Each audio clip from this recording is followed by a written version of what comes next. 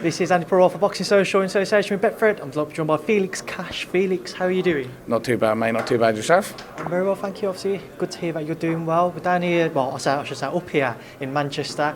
The announcement of your fight on the undercard of Taylor Leonardo. Sorry, I can't pronounce her name, so I'll leave that one to you if you want to have a go. No way. Obviously, you're facing Jack Cullen. You just talked about how easy or difficult a fight that was to make. Listen, it was easy to make, obviously, but he's not a bad fight. He's not a bad fight, but there's not bad fights, and there's good fights, and then there's great fights, and I think I'm levelled above him, and I'm hoping to showcase that on the 2nd of November. What was the reason behind deciding to face Jack? Well, there wasn't really anyone else really to face. They were going to fight fair play to Jack. Jack wanted to fight, and there was Morse in there. We trying to make that fight. I don't know what happened to him, but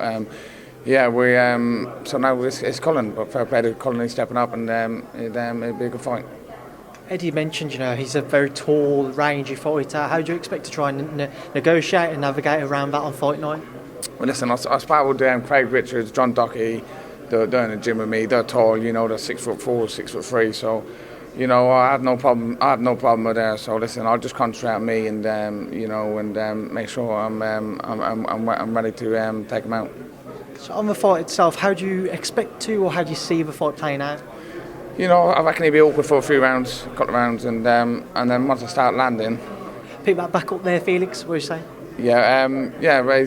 He's I'll just do me and make sure I do a job on him. I've watched him. He's tall. You know what I mean. So after I start landing a few heavy shots, we'll see how he reacts.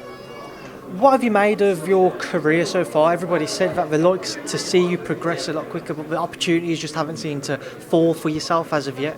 Yeah, the opportunities haven't been the best so far, even though I have got a Commonwealth and obviously won the WBC International Silver Title, but the big fights haven't really fallen into place for me, and I've been injured a couple of times, so that played a bit of a part, but hopefully now this is a good fight and a good platform, and do a job here, do a real good job here, and then the big fights will come.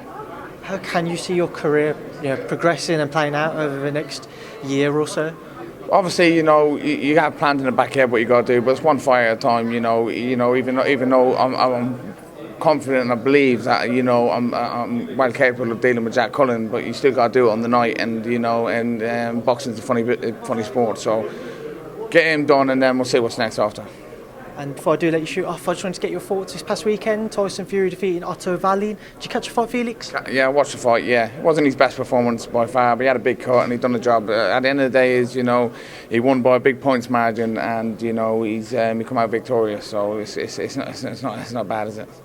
What did you make of the cut and how the referee handled it, allowing the fight to go on? I think the referee done a good job. You get some, you get some other referees, be a bit silly and jump to the conclusion and stop a fight there. He's well capable. He done the 12 rounds and kept his undefeated record, and you could have got another ref there, could have stopped that and ruined a good fight that turned out in the end.